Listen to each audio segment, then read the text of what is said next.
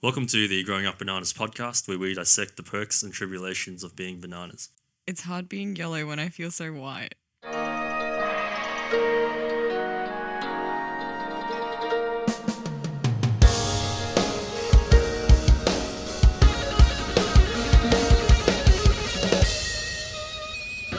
My name is Ethan.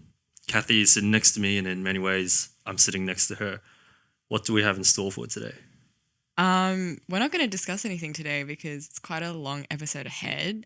So let's jump into it. We have Aira or Aira Esqueda _ on Instagram with us today. Yeah, it's going to be a really insightful chat from her. Looking forward to everything she's going to bring to the table. So, as you said, let's go. This podcast is part of the Deluxe Edition Network. To find other great shows on the network, head over to deluxeeditionnetwork.com. That's deluxeeditionnetwork.com. Be sure to check out Podcast of the Month, Barrel Age Flicks, and HILF podcast. Links in the description.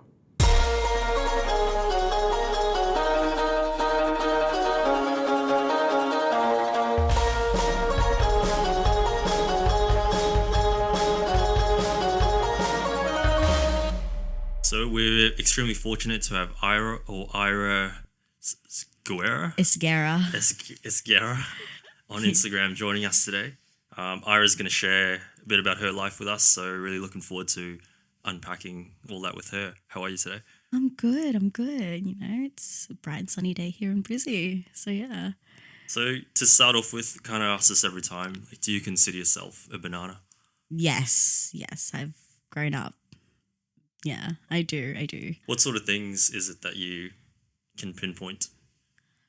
Growing up with like my mom and like my grandma and my aunties, like experiencing like, I guess, their cultural influence on how I like growing up in Australia and seeing how like they view their sort of morals, I guess. A lot of my I guess upbringing and morals come from them, and I feel like growing up in Australia, it's like very different. So when I see them and how they like the way they like food, the way that their attitude, like I feel like it's very much how I was influenced, I guess. I don't know.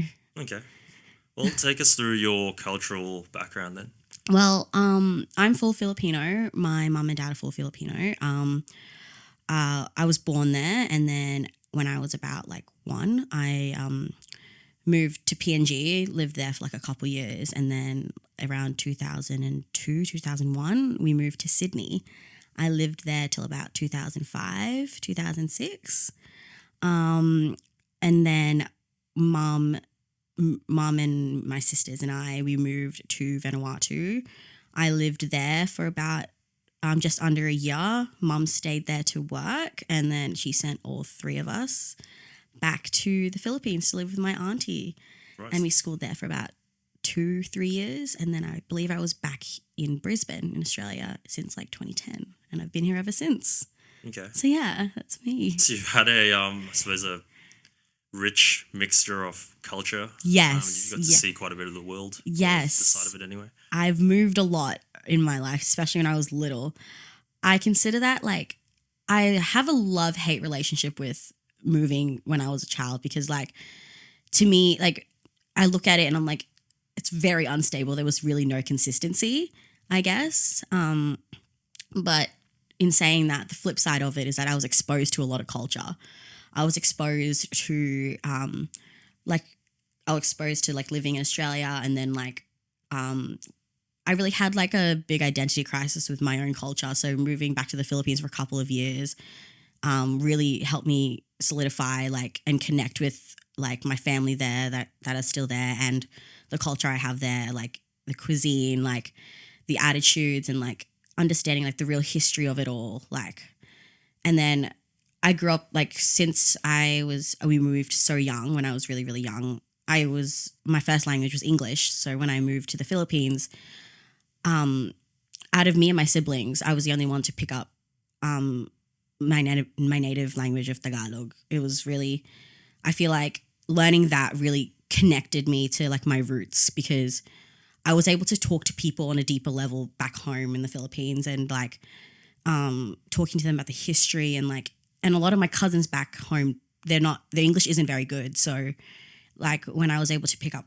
my mother tongue, I was able to talk to them and like develop a deeper relationship with them. And I feel like, I guess, growing up and being able to come back to Australia and seeing like mum's family friends and their kids, and they see me speaking that, my mum really boasts about that, because in Australia, like when your parents move their kids to Australia, they don't really teach them that language, like the Tagalog or even like the other dialects.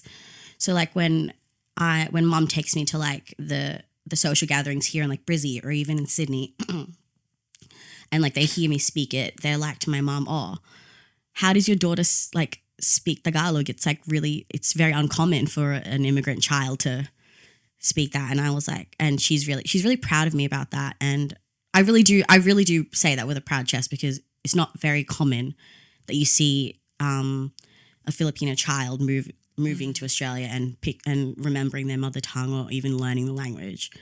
And yeah, I feel like on top of that, like the way I learned was not traditional at all. I think my older sister, she took Filipino classes to learn it, but she never picked it up. The way I learned it was sitting with my aunties and my cousins and watching Filipino shows. Yep. And I feel like when you're not forced to learn something, when you want to learn it, it's the best way you're going to learn. Oh, true. Yeah. Yeah. I feel like I was seeing what was happening, and then if I didn't understand something, I'd ask my auntie or like my cousins, like, what's happening? And then like you pick up little phrases of like, and then I just sort of pieced that together. So that was really how I learned. It was a very natural and very organic way to learn the mother tongue, and I really think that's how I was able to connect as well. So at that age, was that something that was important to you, that you very important. wanted to really Very be able to speak?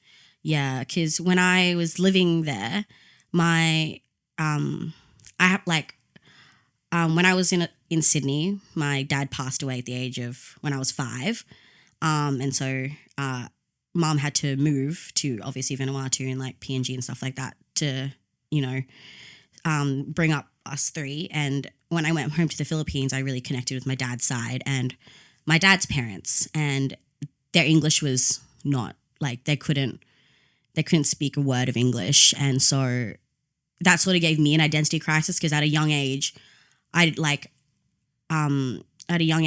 obviously had my mom, but then there was this other part of me that I had no idea about, because obviously you grow up, like when you trying to figure out who you are, it's off like who your parents are, and like you sort of grab those sort of, I was in a bit of an identity crisis. So I was like, when I was able to see my dad's side and able to see his parents and being able to talk to them about like who my dad was, and like, like being able to hear their stories about how they grew up, like how they raised my dad, it was very much like I saw a piece of him, I guess. It was like really eye-opening for me to see how he and mom like met and how they managed to get the family to Australia, because both my parents, they didn't come from much. My dad was one of 10, my mom was one of 4. They both lived in the villages, and like they were the first generation to actually get into college or uni. And so, and my family on both sides of the family, mom and dads, were the first people to actually migrate out of the Philippines. So listening about dad's struggles and mom's struggles from the family back home was really like, makes me feel grateful that I live in Australia, I guess, and I made it this far. Yeah. Yeah. No, thanks for that. I think there's a couple things there. So one, firstly, the two of you both have up on me is that you can actually speak something other than English. So that's great. But secondly, I think, Kathy, when you came on the podcast, you spoke about how you were able to speak to your family members in Chinese and things like that, which one of the reasons why I wanted to start this podcast is because there's so many stories. So we're all from, I guess, our parents were on either sides. One of them were first or second generation, so not born in Australia. And there's so many stories that unless you have the language and speaking to your elders, can't actually get those stories. So it's cool that you really gravitated towards your culture and also the language. Yeah, I felt like it was important for me and for who I wanted to become, because like when I grew up in Sydney, there was probably like one or two other Filipinos. And with my mum working constantly, there wasn't really a lot of influence on who I should be, because mum was constantly working. So it was like me and my sisters figuring it out on our own. And I didn't really like, yes, there was a big Filipino community there, but like I feel like a lot of my like Filipino like traits and I guess attributes come from like, you know, from family. And like the one Filipino family member I had, which was my mom, was never really around because she was working to bring us, like, to take care of us. So I think that like in a way, like I was very lucky to be able to go home at that time and be able to like fully emerge and like into that culture. Like it was really, really eye-opening for me. And like there's this one story that I heard about my dad from my dad's brother. Him and my dad were like they were around the same age. They were going to uni at the time, and because my dad's family wasn't well off, they'd get a certain amount of allowance, and that was either for food or for public transport. It wasn't enough to do both at the same time. So yeah, it really, because there was 10 of them, so there wasn't really enough money to go around for all 10 kids. So my uncle, he was telling me the story, and I hadn't seen him in years. Like last time I probably saw him was like before I left the Philippines, when I was like a baby. So he was telling me, he was like, I'm so happy to see you. I'm so glad you're able to come back, because me and your dad were like so close. We were only given a set amount of allowance, and we use that for food. Public transport, we'd skip it. There's this thing called a jeepney back home. It's like a bus essentially, where like you're sitting in 2 rows, and whoever is at the front has to pass the cash to the driver. They would after their class would run straight to the jeepney, sit at the front, and pretend they were passing their fare when they were passing the people's behind them. Yeah, because they're in the Philippines. The moral is, you get into uni, you'll be able to provide. So they really, I heard that story and I was in tears, because I was like wow, like hearing my dad like suffer like that to get me here, it makes me feel so grateful. And like, yeah. 100%. So take a bit of a step back. So you mentioned you got sisters. How many siblings do you have? I am one of 3. I have 2 sisters. I'm the middle child. It's me and my sisters. When you look at us, we don't look like siblings. It's wild. People think like, how are you guys siblings? You guys don't look alike at all. And this is where another part of my identity crisis came in, because if you know a bit about Filipino history, like the native people are called the Igorot people, which are they're tan skin, like technically like Pacific Islander skin. And then we got colonized by the Japanese, the Spanish, and the US. So when you look at a Filipino, it looks like you look mixed in a way, because there was a lot of colonization back then. So my mom is pale skin, my dad is not. And having 2 siblings that are pale skin and you're the one that's tan was a very weird dynamic, because growing up, like, and this has nothing, like, I don't blame my mom, I don't blame like anyone about like how the beauty standards in the Philippines were like, but because it was very much instilled in them as well. It's very much a generational thing. But when the Spanish and Japanese and US colonized them, the beauty standard was to be of paler skin. And it was very much instilled in my mum.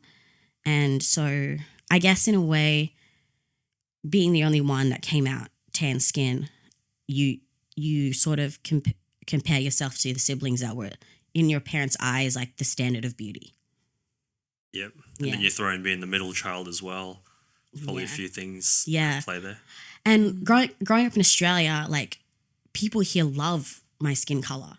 So it's like you're praised going to your white school with a lot of white people being like, your skin is so beautiful, to come to your own home to be like, here's bleaching lotion for your skin. Jeez. But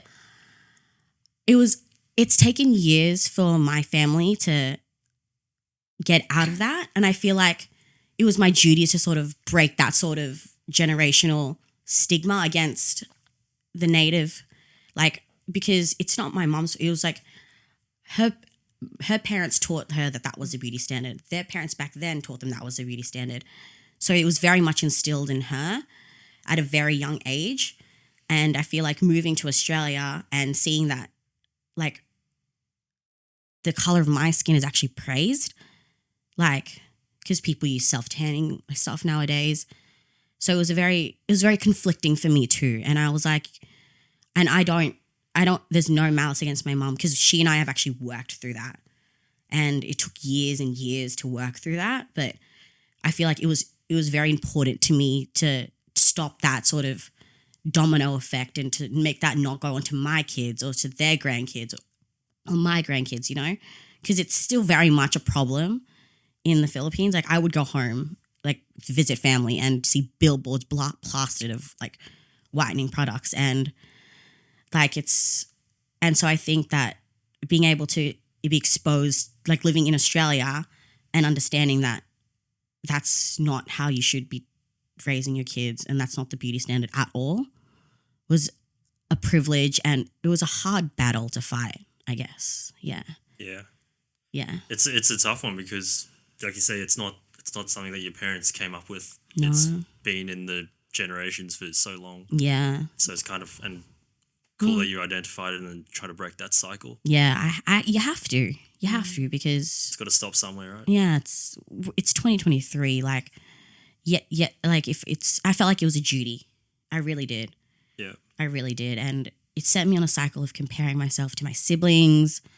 Like, and the thing was, like, since my dad died at a young age, for me, like, I was technically, like, until about my sister started, my younger sister developed her natural tan because she's Filipino. Until, like, about 10 years of age, I stuck out going out. I did not look like I was a part of the family. Because... Did you ever have any specific, like, comments or anything from people when they say, like, oh, how are you guys actually sisters? It's more like, it's not even like as direct as that. It's like, oh my gosh, I didn't even know you guys were siblings. Like, you guys don't look alike. It's like the microaggressions. It's a very much a microaggression where it's like, I can tell that by just how I look. And at home, to me, I don't even feel like I fit in. So to have it's not their intention, but to have someone that I don't know point out that I don't even look like my family, it hit. Lucky. I remember when the Meghan Markle documentary came out and you and I were talking about it, and you were telling me that you were in tears because you related to some of the microaggressions that Meghan Markle faced. Yeah. It's I feel like, oh my goodness, like, I watched that. I was in tears. Like, I was, because, like, there are some, I feel like being a person of color in, like, living in the Philippines, where beauty standard is, like, growing up feeling like you're not that beauty standard. It's sort of like everything is a bit more sensitive, even if the intent wasn't there.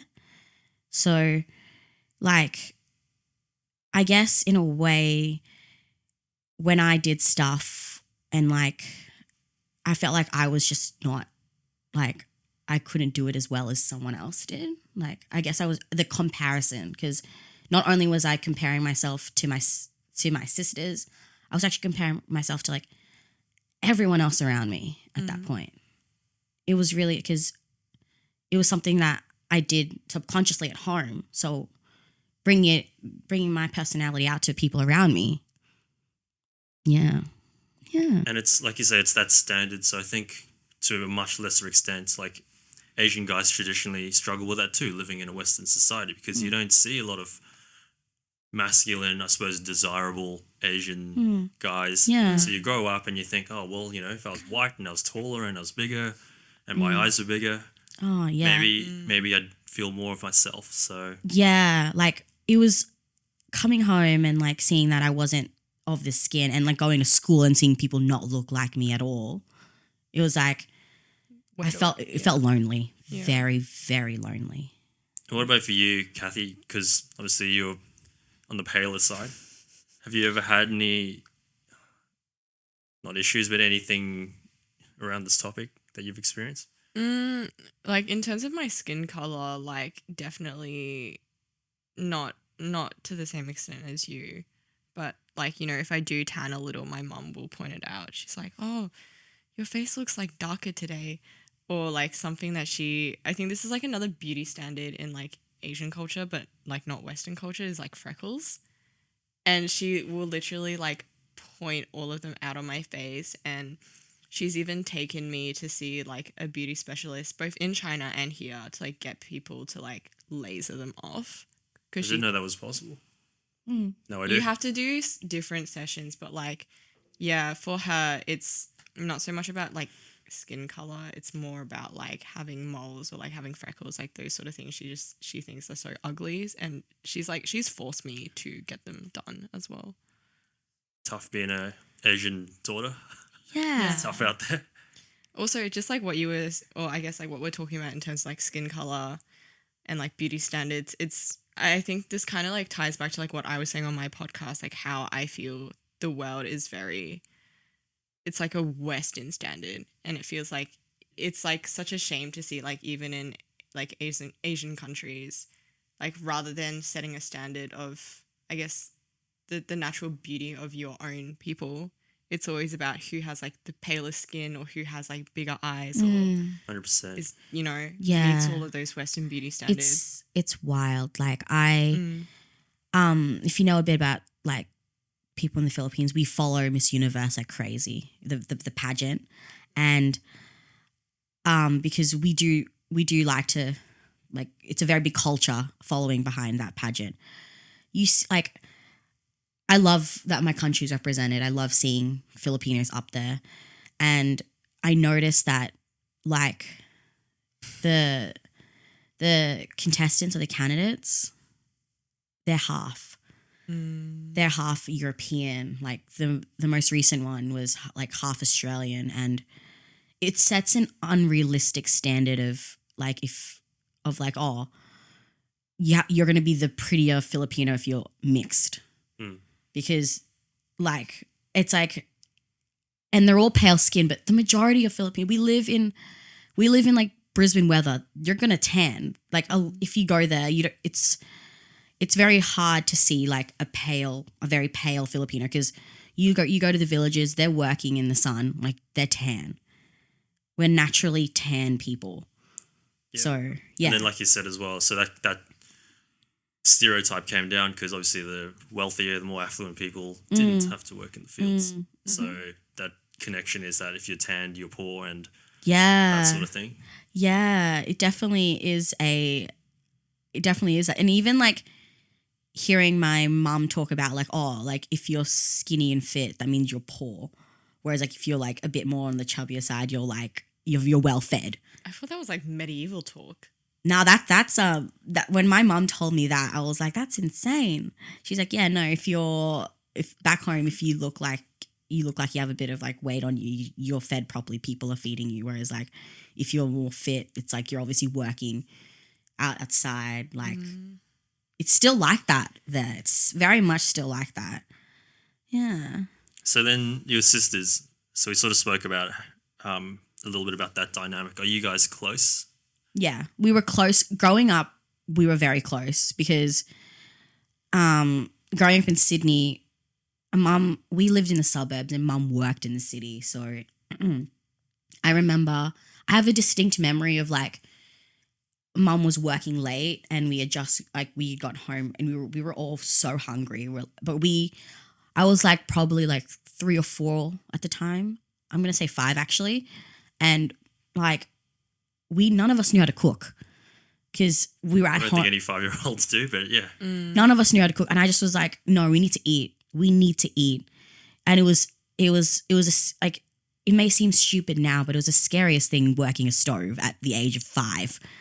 Like, I was like, oh my goodness, like what happened? What, like my brain was going wild. Like, what if I don't turn it off? Like, all that anxiety was hitting because it's like there was no really adult showing me how to do this stuff. It was literally me and my 2 siblings figuring out how we were going to feed ourselves, because it's like we can't wait till mum gets home at like 8 and we didn't have dinner, so it was like someone had to get behind the stove and like try and cook, and that's when like it really opened floodgates of like, okay, like we need to start taking care of ourselves at a very young age. I learned at a very young age. Me and my siblings had to take care of ourselves. I'm going to say it made me very independent and hardworking today, I guess. Yeah. Yeah. And then how's that dynamic then? So, like you say, your mum was busy trying to provide. So obviously your father passed away at a fairly young age. I guess I'm going to say this because I was a middle child. I was not a behaved child. My dad would be the one to calm me down. My aunties and my grandma would tell me when I was little, like, the only person that could stop you crying when you were a baby was your dad. Your mom held you, you didn't stop crying. As soon as dad grabbed you, you stopped crying. I have like a distinct memory of like I don't even remember like my dad's voice, but I was yelling and screaming as a child, and he brought me outside for 5 minutes and I walked in as if nothing had happened. And so I guess when growing up with mum not being there, and my older sister had to take on that role of being like the parent, because she was like 9 at the time. Jeez. She was 9. So back then, like it was very hard to work that dynamic, because it's like, 1, you should be my sister, but 2, there has to be some sort of parent figure around. And I feel like for her, it was really difficult because she herself was growing up. We didn't know what we were doing. What do you do when your younger sister's 3, you're 5, and your older sister's 9? Like, how do you work that? How do you like work that dynamic, I guess? Like, especially my older sister, I commend her because she was going through puberty as well, of like learning how to be a teenager. Trying to find herself. Trying to find herself. Trying to raise 2 take care of her kids. 2 siblings. Like, it was like, yeah. And so I guess it made us stronger when we were young. Like, yeah, so the positive is you got to grow up. You got to really be, I guess, thrown in the deep end.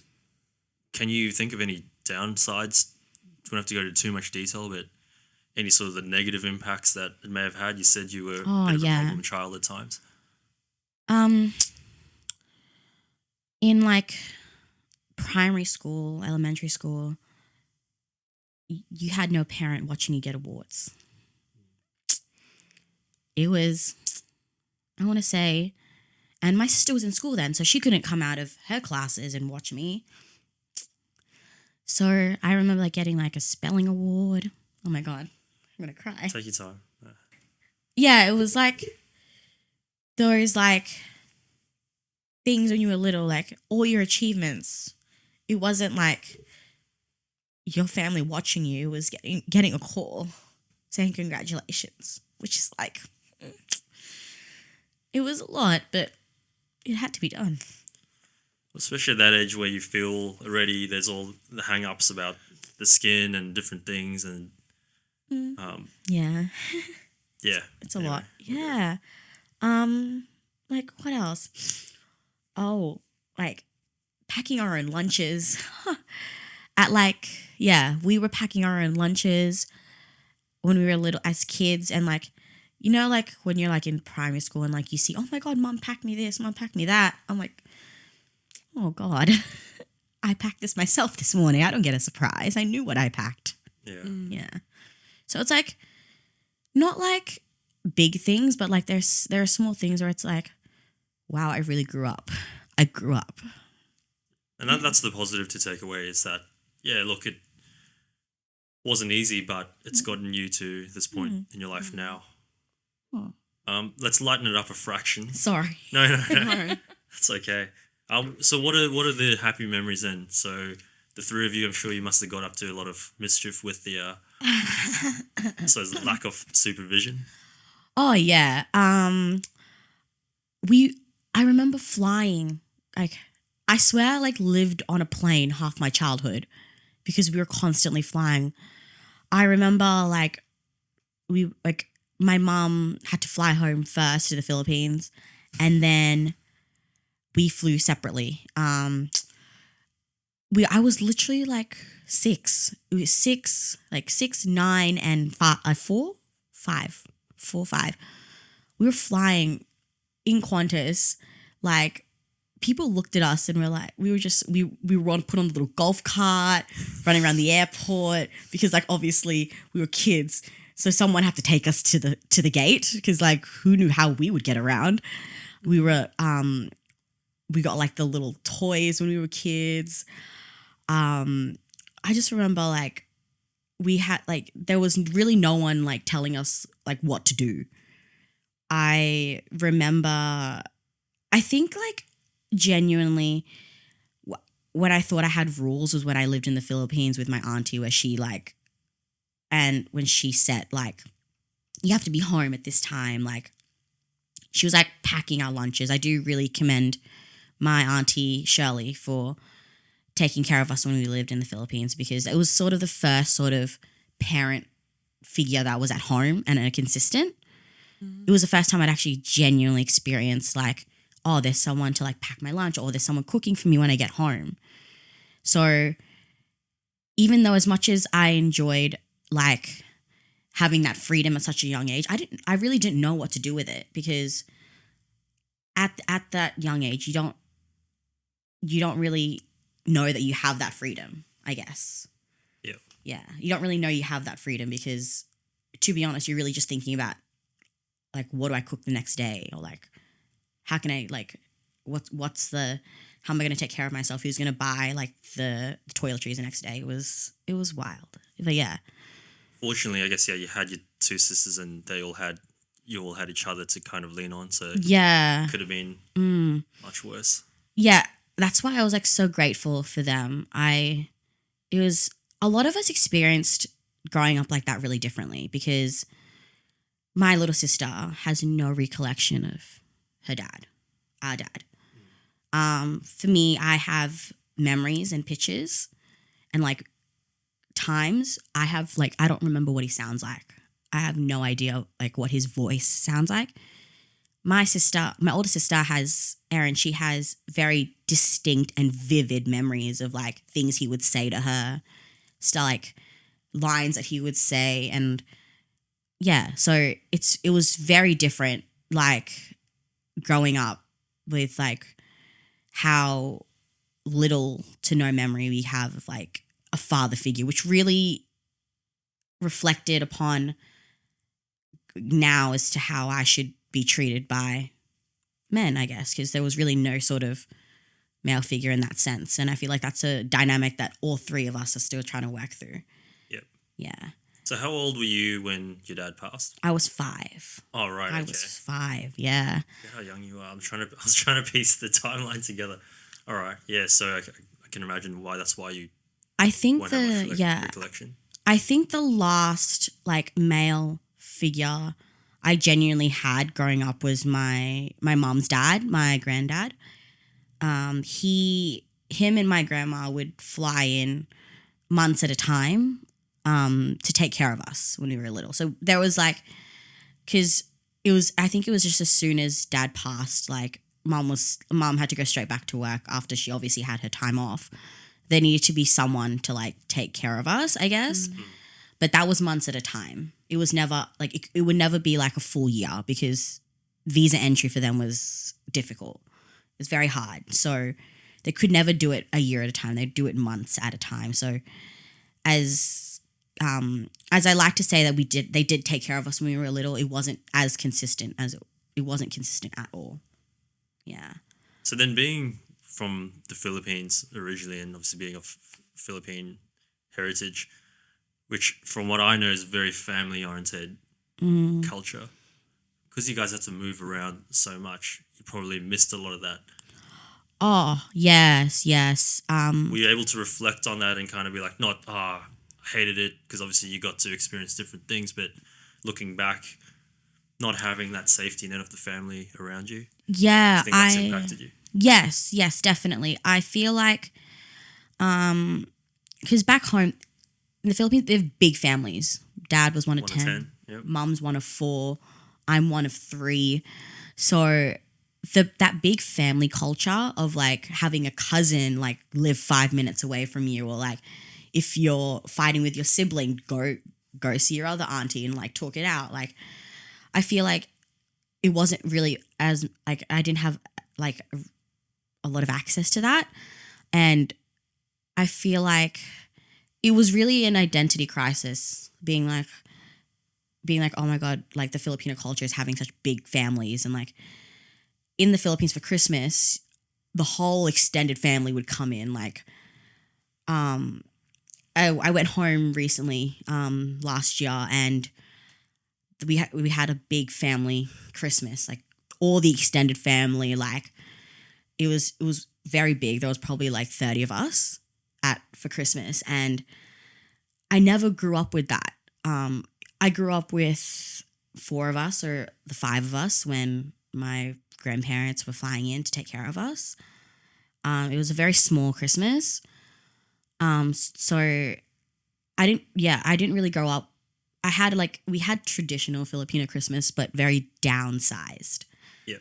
And there were a lot of like, I would go home sometimes, like back when I was a kid, to see the extended family, and I saw some of these traditions, and it's like seeing my cousins, like to them that's like subconscious to like know what to do, whereas like I was still learning how to, like how like that dynamic worked in like a Filipino family Christmas. Like you'd have to participate in all the games because there was enough of you to participate in the Christmas games, whereas like in Australia, like there wasn't enough of us, so it was genuinely just like a dinner and like celebrating with your family. Yeah. Yeah, it must be cool going back and kind of having that sense of belonging where, there's all these people that care about you, and, you've seen them at various times, but you do have that in the back. Yeah, I'm very fortunate enough to be able to fly back as often as I can. I think the importance of that is so that I don't lose it. I don't lose speaking Filipino. I don't lose sort of those morals, and like it's more for me and how I want to keep a connection to my Filipino roots. Yeah.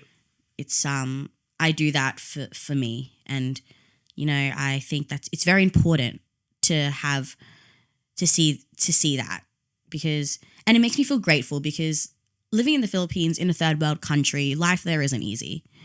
It's not easy at all. I tell my cousins all the time, I'm just like, if you ever have like the chance to try and move, do it, because you're definitely going to have a better life and better opportunities out in a first world country.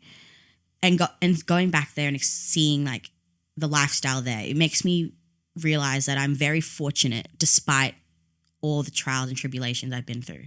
So I think that like, as much as I do love going back there and connecting with my roots, I do see Australia as a home base.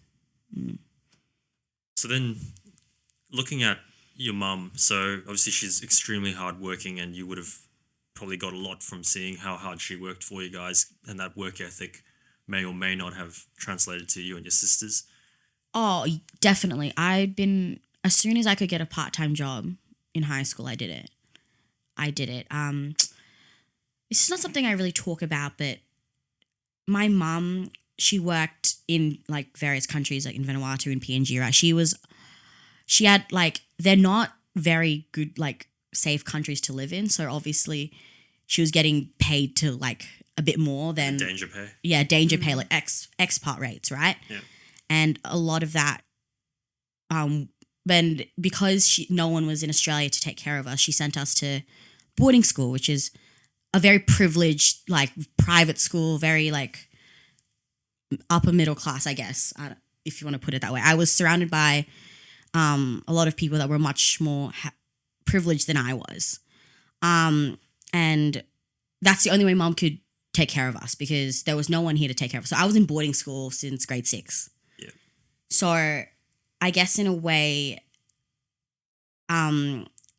when seeing students grab their allowance or like to buy like snacks or like their toiletries, I was working for it because mom was hustling up there in PNG and in Vanuatu. I had to hustle down here as well.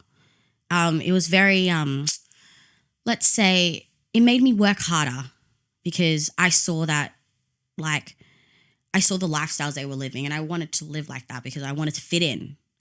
I obviously didn't have the money at the time to live the way they did, so I had to work for it. And like mom had to work to take care of her kids. I worked to be surrounded by people like that, I guess. I guess delving into high school, that's kind of how we met. Yeah, we met in high school. Yeah. Yeah. Through mutual friends, I guess. Yeah. My first impression of you was that group chat. Oh my gosh. Yeah, we definitely. We were beefing. I was at a point in my life where because I went to boarding school, so I saw the same like I saw my classmates, the day girls, and then I lived with about 10 other girls. And in a way, I feel like doing that, I was very restricted to who I could hang around. I was at a point where I wanted to meet new people. I wanted to like see if there's anyone outside of like school or like boarding school, because I was so contained in the 90 girls I went to school with and the 10 girls I lived with in my grade, because that's who you would hang around, I guess. Just a disclaimer, both of you guys went to all-girls schools, right? All girls schools. All girls schools. All girls schools. That's kind of setting the scene. Yes. So carry on. We went to all girl, single sex, all girls school.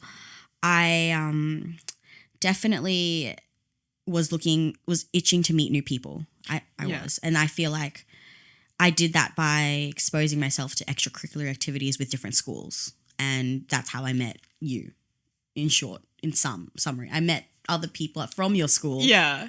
And then eventually we sort of met each other through group chats, because I was just, they really liked me. Like, oh, like, you should meet these people. You should come to this party.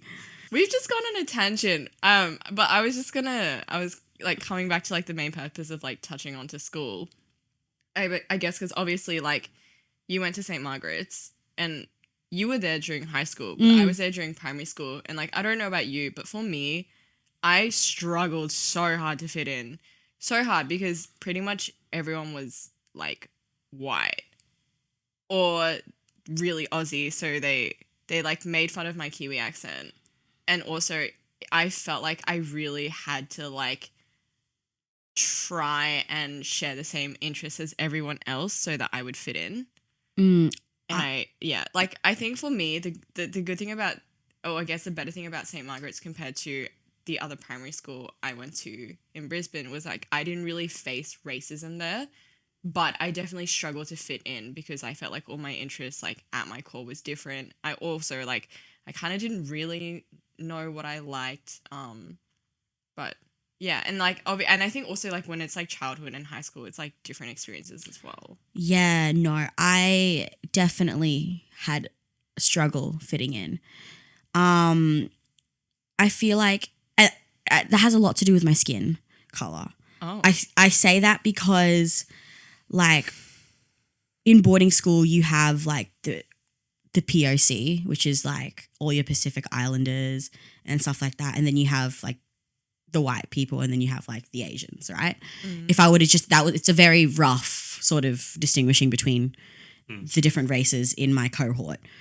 I, being a person of color that grew up thinking that she needed to be white but is somewhat Asian, figuring out what interests I had and where I like stuck was very hard, especially in your teens. I felt like as a person of color, like I did experience those microaggressions of racism because of the color of my skin. Thought I fit in with them. did to an extent. Looked at like I jumped around to like the Asian groups in my cohort. None of them were Filipino, so didn't really like mesh well with them, and a lot of them were international students that the English was definitely there. They were coming to learn English. Fobs. Yeah, coming to learn English. So as much as like it was a language barrier definitely for me, and then like going to an all-girl single-sex private school, I guess, seeing the white people and like I guess they grew up with a lot of privilege. I hear complaints. I heard a lot of complaining, I guess. Not really in a bad way because that's just how they grew up. I just didn't like. I worked very hard when I was growing up, so I just didn't like. I didn't really relate to how they were so dependent on their parents, whereas I had grown up very independent without my parents, I guess. Yeah. Yeah. So, and I guess, I guess because I also grew up Catholic. My family's Catholic, for the Philippines, Catholic country. And coming to Australia, living in such a liberated, westernized society, a lot of like my conservative sort of morals back then have changed. I like, even to the way I dress, like some of my aunties till this day, like question how I dress. And I feel like a lot of my very strict conservative like morals had changed. Like I couldn't really pinpoint a lot because like back then, like I grew up, I was a shy kid, but you wouldn't think that of me now. Yeah. Would you? No. I remember you were telling me like a while ago that, you know, when you were in high school and you were in boarding school, you were that shy girl that would sit in your room and read books, which honestly, it was like surprising for me because you're so extroverted now. Yeah. I feel like if you're living with girls your age and you're seeing them 24/7 at school and out of school, you're forced to step out of your room. So how did you cope with it at the time? So Kathy's mentioned she had music. Music was her kind of way to meet different people and get out of a shell. For me, I played a bit of sport. What did you kind of lean on at that time to get through it? It was meeting new people and like doing other things with other schools. I did that. I also, this is going to expose all boarding school kids. I would watch my Filipino shows at night. It was not only just to maintain my language because I wasn't speaking it a lot. Yep. I missed watching them so much. Like the thing is, when they get onto streaming sites in Australia, it's midnight. And in boarding school, your phones are taken off you at night. So I did the sneaky of handing in a fake phone so that I could stay up at night and wait for these shows to stream. Because I was surrounded by people 24/7. It was my alone time. It was me time. And like it was me sort of still trying to connect to my roots. My mom would be like, "Why are you still texting me?" And then like I had girls try and rat me out. I had girls try and like I remember like the supervisors going through my room because someone had dobbed me in for keeping my phone. Like there was like paneling on the roof of my room at the time, and what I did was I hid my phone in the roof. Oh my gosh. And then at nighttime I would take it out and use it. It was a very rebellious thing too. It was very common in boarding schools for someone to have like a fake phone and not hand it in. I didn't do it because as a rebellious thing. I did it so that I could watch my shows and like have a bit of me time. Well, that's your coping mechanism. It was very much my you had to do what you had to do. Yeah, it was very much a cope because I got very, very homesick. I missed the Philippines like crazy because moving back to Australia, living in Sydney was traumatizing as it was. So going to the Philippines, actually being taken care of, I associated my trauma as a child back in Sydney to what I would experience coming back to Brisbane. It was a very hard transition because it's like I was taken care of from like grades 4 to 5. Come back to Australia, it's like, oh my God, I have to take care of myself now. I don't want to do it. Like, I'm not ready. That was really what I thought about it. Yeah. And then to boarding school more so. So yeah. How many weeks has it been since we've come back from Melbourne? And how often have we been going out? It's been like 3 weeks since I came back from Melbourne, and I have seen Kathy every 2 to 3 business days. I think the reason that Kathy and I are actually really close is because we definitely relate to like dealing with very conservative Asian mothers' morals. I think that's very much our trauma bonding. Our whole friendship is just trauma bonding. But back to your question about how boarding school has shaped me. People ask me, what was it like? I get that question all the time, and I'm like, it's an experience. It's something you will never be able to explain it unless you're talking to another fellow boarder. Yeah. For real. Yeah. I feel like something people don't really talk about often is like in TV shows, maybe this is just me, I feel like boarding school is very glamorized. It looks like a very cool experience. And even for myself, when I was at grandma, I went through a period of time where I hated my school and I wanted to move schools, but I wanted to move back to New Zealand. And so I was like looking into like the like different boarding schools I could potentially go to. And I was even like talking with my dad because he went to boarding school and he was like, you don't understand, like you would not survive. And I feel like I never really understood that until like, you know, he opened up about like his experiences, and even just like when we've talked and you've like touched on it as well, like it feels like something that seems so cool and like such a amazing experience, but in reality, I feel like it's not all that, and if anything, I feel like it could be traumatizing for someone to go through as well. For me, boarding school, like, you develop a family in boarding school because you and your fellow boarders went through the same thing. Like you go, like for example, if you were to go out in Brisbane and see if a boarder from even another school that you've probably just crossed paths, like at like boarding house socials, like you don't have to know them for like 2 minutes, but you will create that connection because you know exactly what both of you have been through. And there are stories upon stories I could tell about like how much we broke the rules, and those experiences, you develop a sort of community with people that you've spent this many years with. And like, even though like I don't see my boarding school friends as much now, if I were to see them out, it's as if nothing had changed. I feel like it's definitely, it was a sense of family, and you needed that sense of family because your family wasn't there. Yeah. And you always know that there's that sense of family.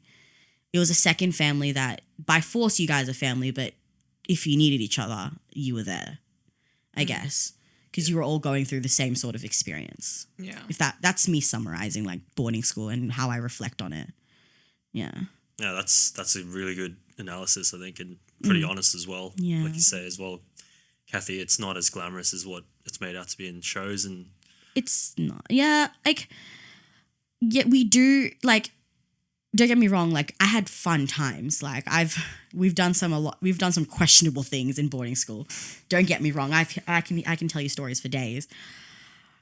That fun stuff, you're doing that whilst you're learning to grow, to like take care of yourself without your family. Yeah. Like you see day girls, like we call them day girls, and you see them like going home to their parents, and like you see them with like I feel like even as a kid, boarding school was sort of the same because like I didn't have my parents there at every awards night.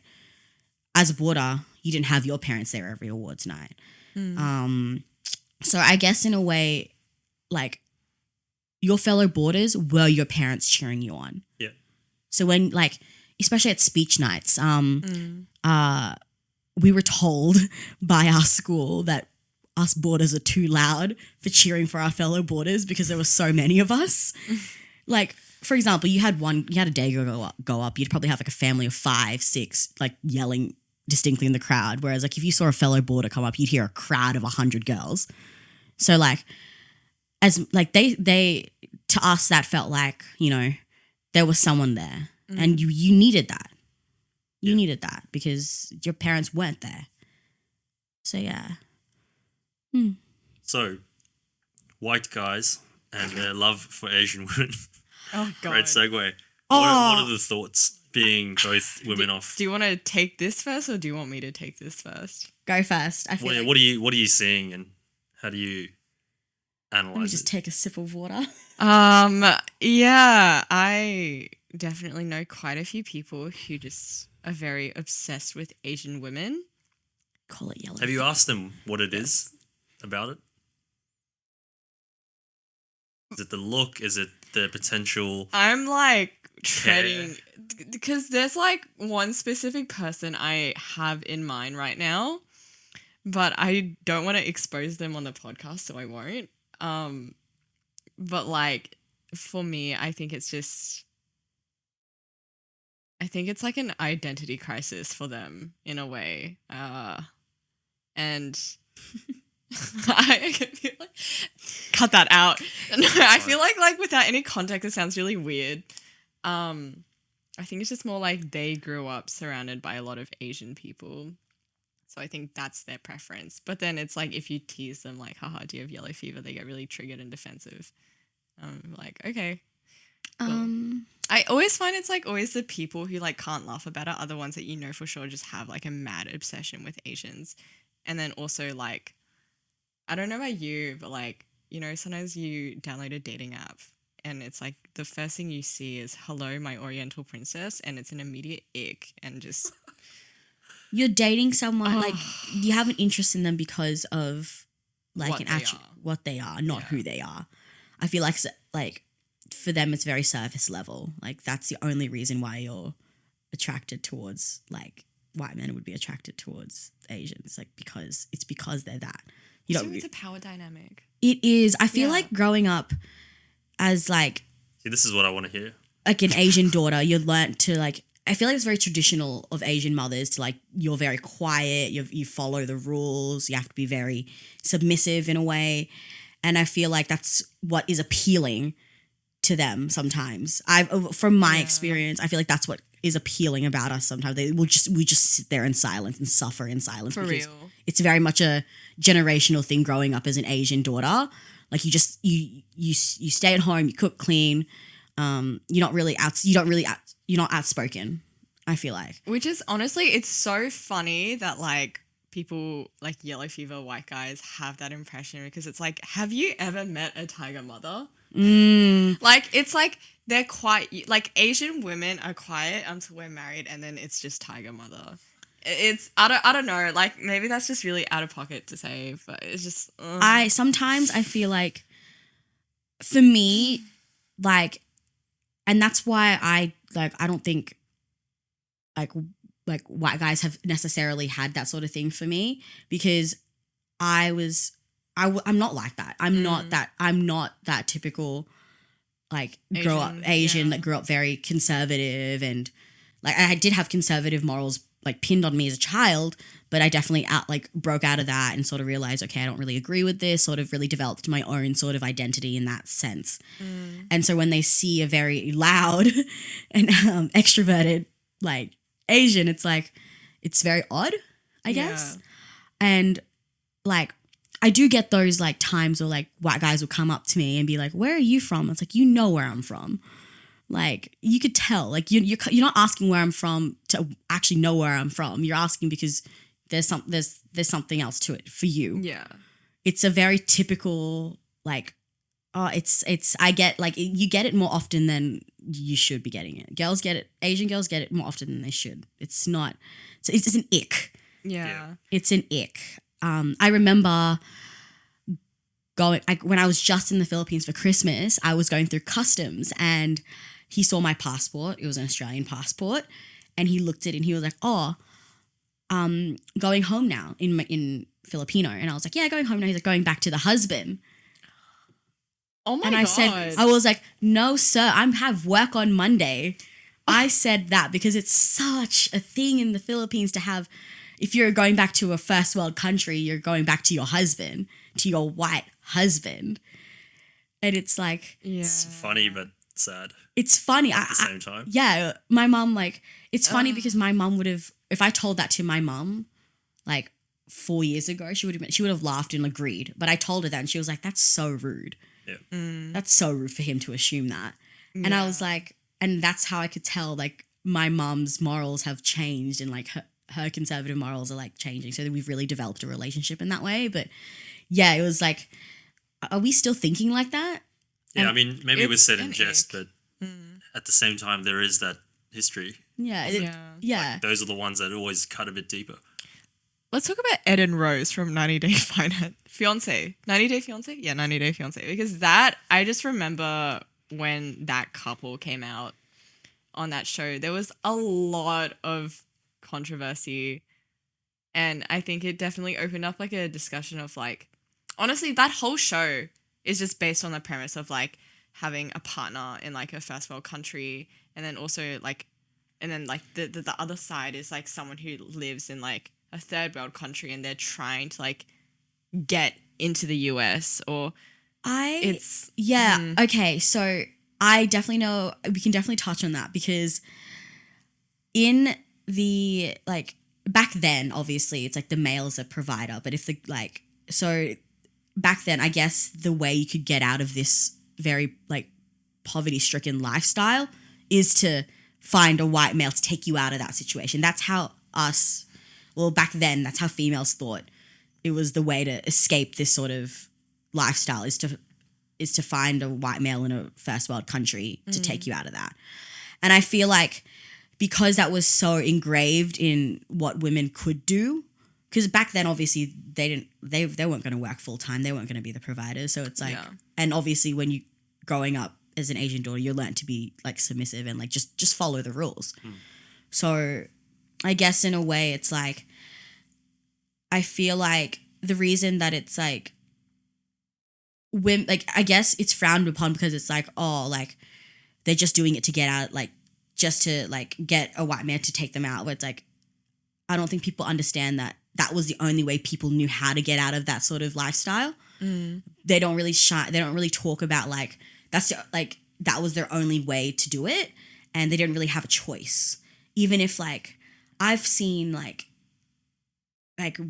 people get like abused by their white husband and stuff like that because and they would just take it because they didn't know that there was another option. So I think yes, it's there's a negative side to like, oh, they just want to be taken out of that situation. They're just like, because they're using their yellow fever to leave. But then you need to think about how like they're not it's a fight or flight. It was a survival thing for them. And I don't think people shine their light on that sort of situation as well. You know, that kind of just brings, like, it's kind of just hit me. General question to both of you, I guess. Do you think it's an Asian thing to marry for love or to marry for your future? I think traditionally it was definitely for your future. Yeah, I agree. Again, the gross stereotype is that an Asian man is pretty solid. He'll work, he'll study, and he will get you to where you need to be as a family. Because even just like thinking about, you know, like my mom and like how she's kind of pushed the idea on me of like, you should find a white guy because like a white man has like, they have the right manners, they have the right education, they have the right values. That's like who you should be marrying for your benefit. And then even just thinking about like, you know, I guess like if I'm watching like TV shows or like reality shows or whatnot, like people are always, or even like when I'm thinking about what I look for in a partner, I'm also thinking about like this, and it's not always about like how I connect with a person, but more so about like who and what they are. Because I am keeping my future in mind as well. Like obviously love is important. It like for me both is important, but I think like I agree traditionally it's more for your future, and even just like my mom as well. She,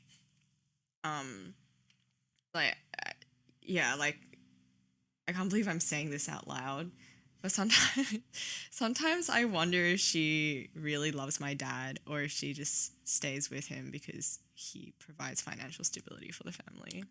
And like, I wonder. The way Yeah. What's your take? My take on marrying is I marry as a bonus in my life, I guess. Because I've grown up taking care of myself. So if I want to pave the future with myself, I'll do it myself. If someone comes along, sure. Like I feel like if the right person does come along and like is able to, like, we're able to sort out our future together, it's great. I think that back then you were definitely marrying because it was very standard, get married, mid-20s, have like, kids before 30. It's a milestone. It's a very big milestone. Whereas for me, it's like, if I were to really see you as my partner, I should be able to see you a future with you and without you. The reason I say that is because I've grown up taking care of myself. And for example, if a relationship doesn't work out, I need to be able to function on my own. And sometimes people, there's like this idea of like dependency, codependency and stuff like that. And we like, there's definitely a whole other tangent we can go on about that as well. But I think that like, if I were to make that milestone, get married, it would be at a place where I know that I can, like, I'm okay myself. Like, I'm financially stable, on the right path to take care of myself, because I would want to focus on that relationship and not trying to build myself up and figure out where I'm at, I guess. And I feel like that's just a personal preference, because I feel like I've just grown up having to, it was a fight or flight. So it's like, if I really, really, really want to invest in you and like have a future with you, I would want to focus on that and not have to think about the other stresses of like trying to get through life. Yeah. I guess. I really like that question, because I had a chat with one of my friends recently, and we were back and forthing about whether it's more shallow for a woman to marry a man for his money and his intellect versus a guy to marry a woman for her looks. And my argument was, They're the same, isn't it? I think it's less shallow for a woman to marry a man for his money, because that's something that's actually about him. It's part of him. He's smart, for example. It's part of him. Whereas obviously you marry a woman for the looks, people's looks change, and they can change very quickly. You won't look the same. Yeah. So I don't true, mind women marrying guys for their stability and their money. Yeah. When I say same, it's, as in like, I feel like it's really unfair for, there was this clip I've seen on TikTok, and it's like Marilyn Monroe, and she's in a movie, and there's this white guy who's like kind of giving her shit for marrying for money, and she's like, well, like, so what if I like you for money, like you like me for my looks, or something like that. But it just definitely, like, it's so true. It's not fair to, like, I guess, like, just label a woman as like, you're just a gold digger, when at the end of the day, if a male is like only into her appearance, which is, as you said, something that is not going to be, and I think like a lot of the time, I don't know, maybe this is just based on those like fictional videos I've seen on like Facebook and like TikTok, but it's like, if you're marrying solely based on appearance, once you get bored, you just move on to the next thing, and it's so messed up. Yeah. So then, on that, what do you guys, or I guess for you, Ira, what have you realized over time is a box ticker for you? Because like you said, you didn't really have, your dad to kind of be that male role model of what a man should be or could be. How has that kind of evolved over time for you? A box ticker for me is communication. It's a non-negotiable. Does race come into it at all for you? A little bit. I definitely do have my preferences on who I think is more attractive when it comes to like race. I definitely do have those preferences. I don't really like, I don't know if this is like I'm walking on a very like thin line, I guess, but I don't really gravitate towards white men. I say that because like it's really I'm walking on a thin line when I say this, but I need someone to understand oppression. Mhm. I need someone to understand microaggressions and see if, for example, if I'm with my partner and they see another white male having a microaggression against me, I need my partner to see that and call it out. Yeah. I can't Without you having to call it out. without me having to call it out. Yeah. It's a non-negotiable for me. It's because I've had to deal with it for so long. I fight that for so long. And if you're going to be my partner for life, I want you to be able to fight those battles with me, because it's something that we fight. I have to fight on a daily on my own. Yeah. And I feel like, and don't get me wrong, like there are white men that do see that stuff. For me, generally, that like I need someone to understand it so that I don't want to have to teach them that. I guess I feel like there's enough history books, there's enough in history to understand what like how racism, microaggressions, and oppression is about. You should be able to call it out or see it without having someone call it out for you. Don't get me wrong, like I'm still learning. I definitely still learn like bits and pieces of like what is and isn't a microaggression, and how I need to like, or what is a bit more politically correct, or like what I can and cannot say. I definitely have learnt that growing up. And then I'm still very much learning.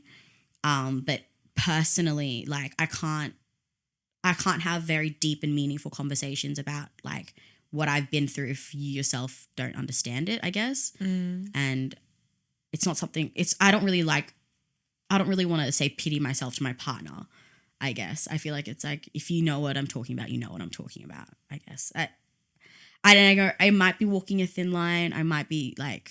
No, I think it's fair. Like I would say similarly, like you want someone who can understand you, and it's kind of like what I was saying last week. Like I love food, and like Asian food especially, and I can't be with someone who can't appreciate it. It's just relatability. It's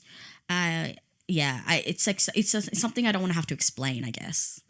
Yeah, and in that way, that's where communication is sort of the next thing. Like you have to like communicate to me how you're feeling. I feel like males nowadays, like we're definitely getting better. Males are getting better in this sense of like being able to talk about their feelings. But I've just come across like situations where like they don't tell me how they're feeling, and it just puts everyone in a gray area. Yeah. And it's like, and it's like I don't want to have to teach you how to tell me how you're feeling. Like it's definitely because I too myself will have trouble trying to tell you how I feel yeah, I think for us we're similar because we mirror off what people give us. And so when one person doesn't say anything, it's hard for us to then bring it up, because it's like if there's like an open alleyway, when you close the door on your end, it's like, well, how do I then open it? Yeah. So that's why, in saying that, like preference of looks, it's not really about looks, I guess. It's just like experiences and understanding. And like, don't get me wrong, I definitely do find male guys attractive. Like some of them they're really beautiful to look at, but I feel like I couldn't genuinely sit down with them and have like a really good conversation about like the microaggressions I've experienced, or like growing up the way that I did, and be able to connect with them on that level, I guess. And so you said male guys. Did you mean white guys? Yeah. Sorry, male white guys. Yeah. That's all good. Yeah. Oh, well, it's really interesting to hear that perspective. And then obviously, like with Kathy, we spoke about it. Not to say you need to marry the next guy you guys date, but the next person you date.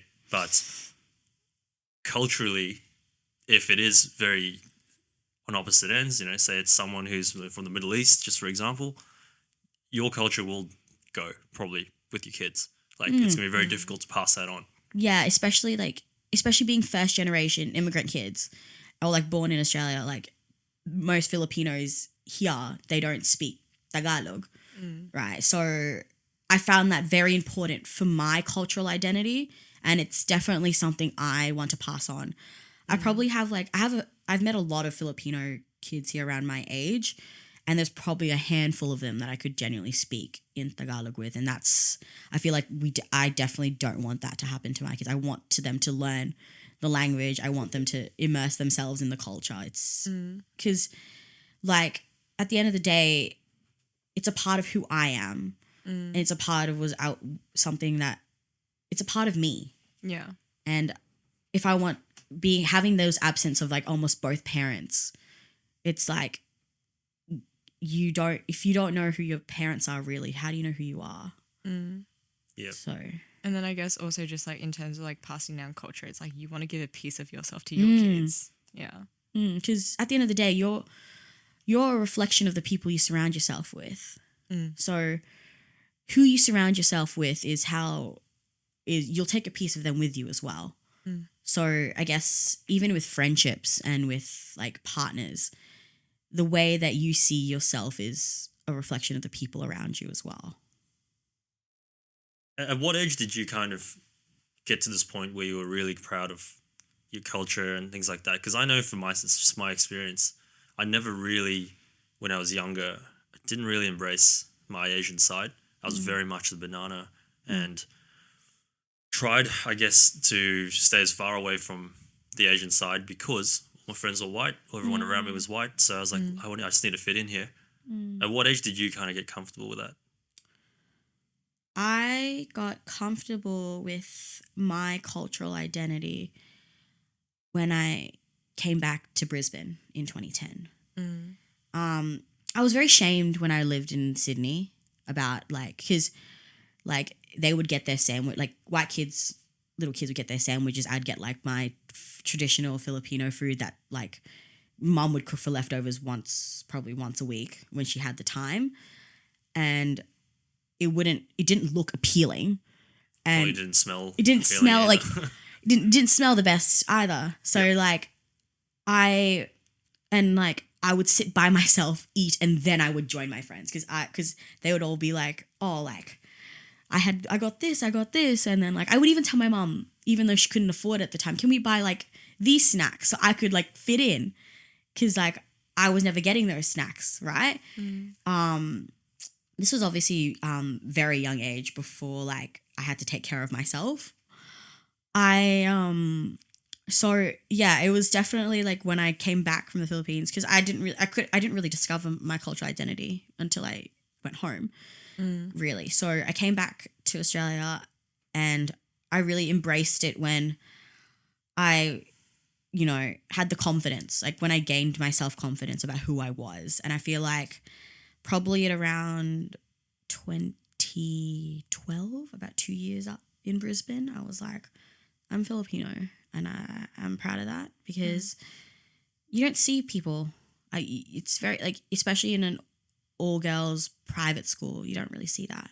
And it was a very big turning point for me to be like, no, like, this is who I am, and I'm not like ashamed of that. Like, yeah, yeah. Yeah, no, that's really cool to hear that it was at a younger age than I think most. I think Kathy, you sort of said it was. You enjoyed the anime and you enjoyed, the dramas and things like that, but you kind of suppressed that side of you to fit in. When was it for you where you've got to the point where you're like, yeah, no, this is what I am and I'm going to embrace it? I think it was probably like uni. I can't really pinpoint like a specific age. I feel like I kind of just came into that feeling Possibly naturally. after school. Yeah, it was definitely after school. I feel like in high school, like I didn't really have to suppress it. It was just more like dealing with what people had to say. And I'm very insecure and a massive people pleaser at heart. And so like for me, like the words of others is like what really got to me. Yeah. It's really weird because like I say that I did it at a young age, but it didn't necessarily mean that I wasn't like brought down. I definitely went through a lot of like identity crisis in high school about who I was. I definitely embraced being Filipino at that young age, but I definitely had points where I was questioning myself until about early 20s, where I was like, I don't need to question myself anymore at Like this point. you kind of went on that tangent of like feeling comfortable and then like, and then feeling comfortable again. And I think it was because, I'd hate to bring it to this, but I was at about like early 2020, I was going through a very massive heartbreak, and didn't lose. I didn't just lose myself emotionally. I lost, like, I definitely, like, didn't know who I was. That was when I did the impulsive thing of booking a flight back home. I was like, I need to connect. I need to figure out who I am culturally and who I was. Yeah. And I think after that trip, I was like, it was so impulsive. I booked it. I told my cousins I'm coming in a week. It was one way. I was on part-time uni work, so I was broke as hell as a uni student. And I booked that flight, booked a one way, and I was like, I had to wait for my next paycheck to book my return. It was 4 days. It was 4 or 5 days, which you can't do Philippines in 4 or 5 days. I had no sleep. And then I really was like, you know what? Like, where was 2012 Aira, like, fresh out of the Philippines, being like, I'm confident enough to be, you know, who I am. I guess. So, yeah. And that's probably shaped as well your view, like you said, that when it comes to marriage, that's the bonus. You need to be comfortable with yourself first, and then I feel like you need to be okay with and without the other. I feel like if you don't treat yourself right, how's someone else going to? Facts. Like, if you're not confident in yourself, how is the person you're with going to be confident in your relationship? Yeah, 100%. Yeah. And then just to kind of tie it all back in before we get on to this last sort of segment, in Australia, discrimination. Do you feel like you've faced much, not just from a racial perspective, but just for who you are at times? Do you have any of that? Yes, I do. Sometimes it's unintentional, but it's a lot of cultural references that I don't get. I, like, growing up with certain things that, like, I couldn't, like, certain, like, foods, because mum would cook Filipino foods, like, being like, oh, how did you not have this growing up, or, like, stuff like that. Like, I didn't, like, probably it wasn't till, like, till I was in high school I discovered what, like, bangers and mash was. What the hell was that? What is that? Sausages and mashed potato. Oh. Well, like, I didn't know that. Who calls it bangers? I think it was English, and then, like, Australians picked up on it. I didn't know that till I was in boarding school and we had bangers and mash, and I was like, what the hell is that? I didn't even know what, like, fish and chips Friday was, like all those sort of cultural references. Like, I did not know what state of origin was until I was in boarding school, and I lived in Sydney. I had no idea what state of origin was. No one cares about rugby league anyways. Controversial. Are you an AFL fan? Cricket. Oh my God. Even better, ladies. I was going to say, it's cool that you brought that up, because I remember in probably one of the first years that I was here in Australia, I'd been in 11 or 12, and then he's a good friend of mine now, he was like, oh, you haven't had this one pie. Like, how have you not had it? And at the time, I was just got here, I didn't want to ruffle too many feathers, and I kind of just like, oh, yeah, I guess I haven't had it. And, like, I felt pretty down about it. I'm like, why am I getting called out because I haven't had this pie? I've been here, like, 1 year. Yeah. Whereas in hindsight, I would have been like, well, fuck you, man. Like, it's a pie. Who gives a shit? Exactly. It's so like, I can definitely relate to that sort of stuff. Yeah, it's definitely like those, like, you live in a different country and it's like there are cultural references you weren't brought up with because you lived in a Asian household. Yep. So it's like I literally just learned about, like, rugby league and that whole sort of sporting field when I was in high school, and everyone was cheering on for the Maroons or the Blues, and I was like, how did I live in Australia for so long and not watch a single NRL game? I mean, I don't even... Oh, no, I've been to, like, one sport game, and I only went because it was part of, like, an itinerary for a music festival that I went to. But, like, aside from that, you will never see me cheering on any sport because it's just... Well, and that's I've just never gone into right? it. Not everyone's into sport. Yeah. So, like, you can't then kind of shame someone. Similarly, like, I'm not into, like, musicals and things like that. Yeah, it's definitely like how do you not know this? Or like, it makes you feel like not normal. Oh my God. It's like, it makes you feel not normal. Exactly. No, you're right. Yeah. And unless you're in it yourself, you can't explain it. And you look back, you're like, yeah, it's a bit ridiculous. But if you have those insecurities, they will get heightened. Yeah. Yeah. So it's like, oh God, like, I'm already in a country that I don't really know. It's like sitting an exam you didn't study for. Oh, yeah. Yeah. And then you feel worthless, helpless. Yeah. And it's like you know you're gonna fail because it's like I don't know, like, that's why you pass the course first. But yeah. So Kathy's just going to run you through a couple of quick questions. Don't think too much, whatever pops into your head, and we'll kind of discuss a little bit about why. All right. Who's your biggest role model? At the moment, I would have to say, as controversial as it is, it's Meghan Markle. Like, she's popped in it. She literally got herself out of her comfortable zone into a whole different country, sitting there like with all the scrutiny behind her, and she's still persevering through. I think I just sort of reflect in that way, in the sense that like I was popped into an environment that was foreign to me, and like I haven't really internalizing like all those sorts of things that you go through. It's like, you know, I sort of relate, I guess. Yeah. Very controversial. Yeah. It is. Yeah. What does a meaningful life look like for you? Being able to see the people around me happy, the people I care about. If I am someone that likes to take care of the people around me, the people I care about. And I guess in a way, how like if you don't see the people around you happy, how like they're a reflection of who you are. So are you really happy if the people around you are like not happy, I guess? Yeah, I like that. What's your greatest accomplishment? I don't think I've achieved it yet. I don't know. Up to now, what would you consider would be your greatest achievement?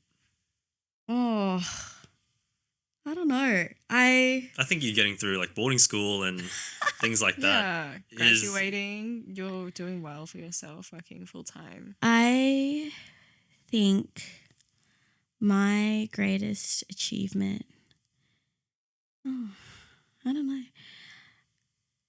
Oh, I know. I think my greatest achievement is sending money home to my cousins that are still in uni. I don't really talk about that a lot. It's something that I've always wanted to do, and they see how I live here, and I would feel very guilty if they see how I live here and I wasn't doing anything for them, because I guess in a way, I was given the privilege to move. They weren't given that opportunity, so yeah. That is very big of you. Without trying to sound too condescending, Yeah, I did it as soon as I could afford it. Like, as soon as I had, like, disposable income and spare, I was like, I need to send something back. It's not as big as I'd want it to be at the moment. That's why I said at the beginning, like, I haven't accomplished what I wanted to. But I think the fact that I was able to do that, yeah. Well, you don't have to give anything, so anything is better than nothing. Yeah. What's your dream job? Oh, I don't know. I feel like my dream job, I don't want to really, no, I don't really know what my dream job is, because for me, work is, I work to live the way I want to live. So I guess in a way, as long as I'm living a happy life and I can balance that out with how much I'm earning, like I can do, I don't know really, as long as I'm able to balance that out, it doesn't really, I don't really have a preference. I guess when I was a kid. Money and time aside, what would you, one thing you could do, and it can be caring for a puppy kennel, for example. Oh, Mukbang podcast. If I could get paid to eat all day, I would. I would run a non-for-profit. I know that's very cliche of me to say, because I've worked in, funnily enough, I've worked in a company that was a supplier for non-for-profits, and to see how much those companies earn is wild, and how much is actually not given back is wild. So I've seen like, I've been exposed to like the ins and outs of non-for-profits. And the reason I say that is because you can have as much money in the world and you can still feel just as lonely. So it's like, I guess in a way, if I'm like, even if it's like sending my cousins money at the moment, like I may be living a really nice life here, but it's more fulfilling to help, I guess. Yeah. How would others describe you? Oh, I don't like talking about how others describe me. Oh, my days. Do you want me to describe you? Yeah, describe her in 3 words. Energetic, caring, that bitch. Would you agree with those? I do. I agree with those.